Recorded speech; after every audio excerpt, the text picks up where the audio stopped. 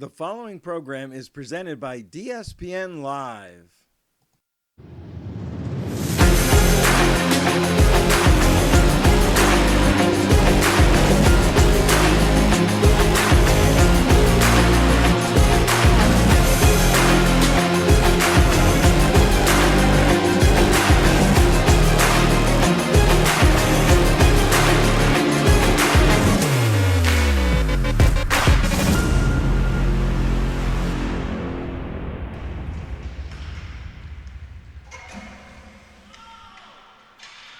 Hello, everybody. I'm Louis DiPaolo, and welcome to another episode of UCF Hockey with Coach Mike Kroll.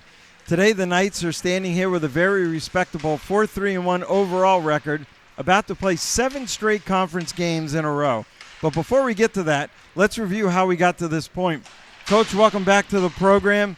Welcome home after 4 straight games on the road.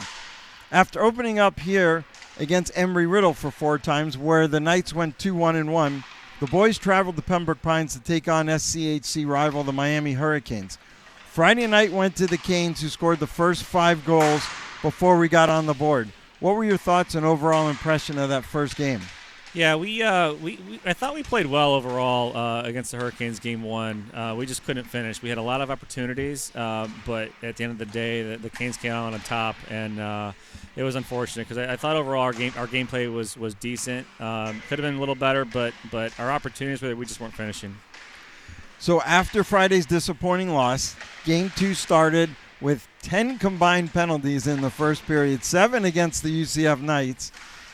There was 8 total Friday night. What happened at the beginning of that game? Yeah, it was a rough start. We had, some officiating issues going on right at the beginning of the game. Things were not going our way, and we had our disagreements, put us in the box. We've learned from that, but the boys kept continuing on throughout the game, and even between the second and third period, Gonzalo said, "I'm going to go out and get a goal," and he got the game winner that night. So. That's awesome. So once things settled down, the game was tied at 0 entering the third period. What was your intermission message to the boys, and obviously remaining calm throughout at such a tight affair? Yeah, it was just stay focused, because we knew if we were going to sit in the penalty box come the third period, it was going to go one way or the other, and we wanted it to go our way. We didn't want to drive back up to Orlando with another loss down our plate, and so the boys remained positive. They stayed out of the box, and we got that game winner, and it was a great feeling. So after whatever you said worked, obviously, because after the second period, the Knights scored 2 goals, including Ruiz with the game winner. Now, Miami scored with a minute 15 left, I believe, in the third period. What was it like on the bench, and what instructions were you given to the kids on the ice to remain calm? Yeah, it was really important that they just remain focused. They can't let their frustrations get to them. Whenever things go bad, they just got to remain positive, and that's what happens. Good things happen when they remain focused and stay positive. And as we've seen already this year, every game in the SCHC is just so close. The rivalry is there. Even though Miami, I believe, was winless to that weekend, they played their best hockey of the year so far. Yeah, they had a lot of energy with them that weekend, but we were happy to come out with a 1-1 that coming back here. So. Awesome. Well, we'll have more with Coach Mike after this.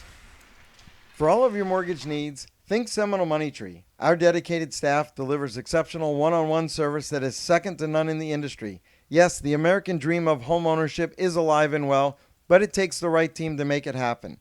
We offer FHA, VA, and conventional financing anywhere in the state. For more information, visit us at SeminoleMoneyTree.com, established 1986.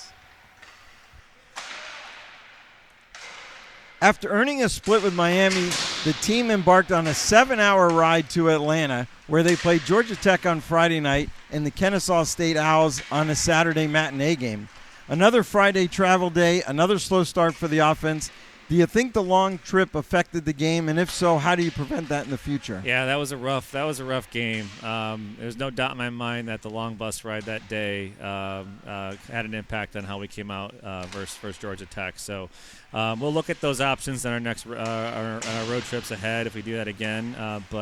I think overall the play wasn't terrible, but I believe it was just a fatigue on the bus that caused it. What time did you guys leave, and how long did it actually take? Yeah, we left at 8 o'clock in the morning. Wow. Unfortunately, we were supposed to be there about 4 o'clock. That was the plan, between 3 and 4 o'clock. And then we also anticipated possibly some Atlanta traffic, and what happened was right outside Atlanta, we ran into traffic for about 2 hours. So we were close, but not close enough, and we sat there for about 2 hours in Atlanta. You know, in all my years of doing this now, it seems like that Friday game is always the toughest because of travel. I coached travel hockey for many years, and we had 2-hour, 3-hour rides, but the 3 and 4 hour rides, when you got there, you were exhausted, even though you didn't think you were. It's hard to get your legs going, isn't it? Yeah, it is, and it was noticed, and we got to look at fixing those options next time. Maybe you could fly on Delta. Yeah, right to Atlanta. That's possible.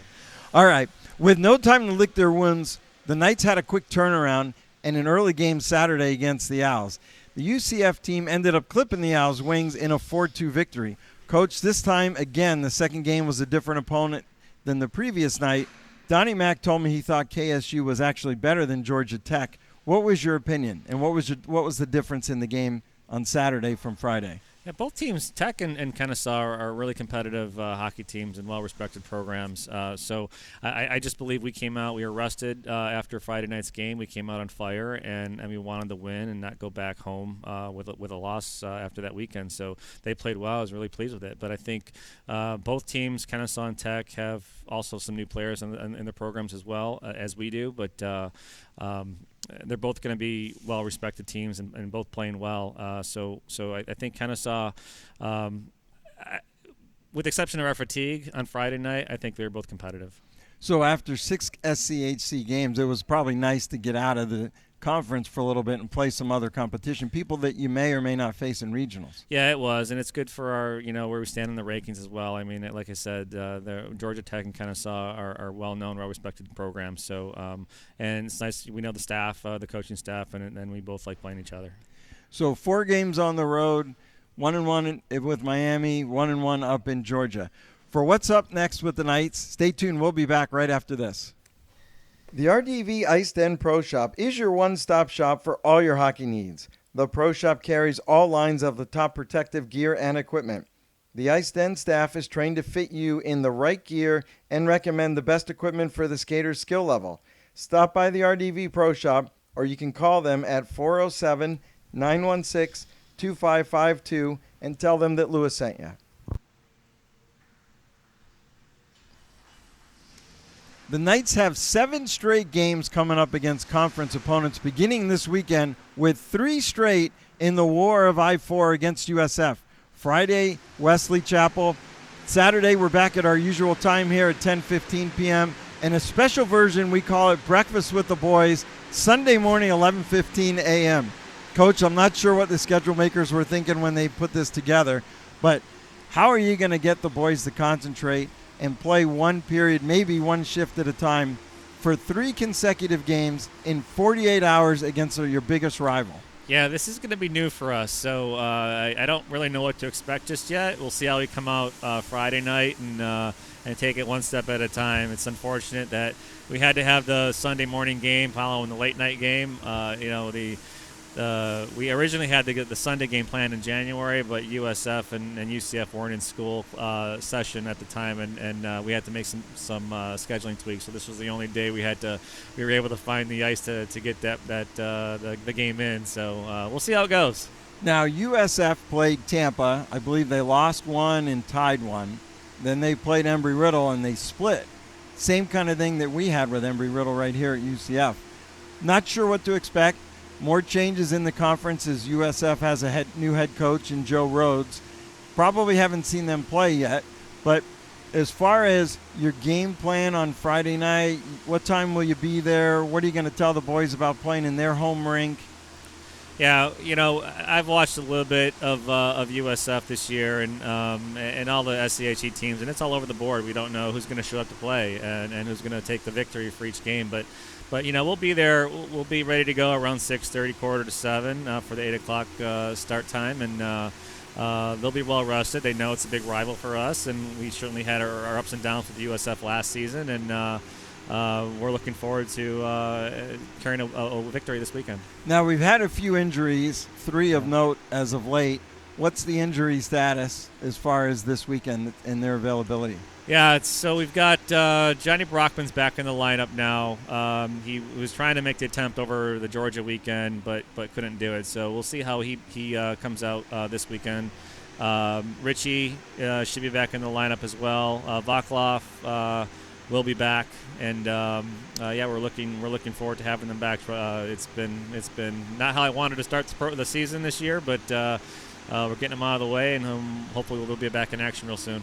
It's been a lot of fun so far this year. The conference is always great. This year, I think, even more balance from top to bottom, which makes a weekend like this even more difficult. 3 in a row in less than 48 hours. You got your work cut out for you. It is, and it's going to be exciting too. So it'll be a lot of work. We'll probably be exhausted by Sunday morning time comes, and but we're looking forward to having an exciting weekend with USF. So the Knights are approaching the toughest part of the schedule, but we'll be home for 5 of the next 7 games before embarking on a trip to Michigan. You want to talk about that Michigan trip? Yeah, it's we've got a 3-day weekend set up, so we'll fly up to Detroit on Thursday, November 7th, and we'll play Holt and Calvin College for a 3-game weekend up there in Grand Rapids. We'll bus over to Grand Rapids from Detroit and have a good time playing some real competitive hockey up in northern Michigan. Now, I know that's your neck of the woods. Are you happen to be playing against any of the kids that you coached in high school? Or are they playing for any of the 3 schools? Yeah, unfortunately, no. No one that I've coached is on Holt or Calvin College right now, but I know I'll be able to probably get to see some of them. Maybe someone will make the attempt to make some of the games over the weekend. So I'm looking forward to headed back to the state of Michigan. Well, one step at a time. We got 3 big games this weekend. You can catch all the Knights home action here on DSPN Live as they happen. Remember to follow the Knights and DSPN Live on Facebook, Twitter, and our website for all the latest information. Be sure to support your local college team. It's important and it's a lot of fun. Doesn't matter whether it's UCF, USF, or any other team. Support your local college hockey. Want to thank you, Coach, for being a part of the show. Always, you and your staff do a great job. It's a lot of fun. Thanks, Lewis. All right. Well, that'll do it for this week in UCF hockey. I'm Louis DiPaolo with Coach Mike Kroll. Hope you have a great week. And stay tuned for all the action this upcoming Friday, Saturday, and Sunday at your local arenas. The following program is presented by DSPN Live.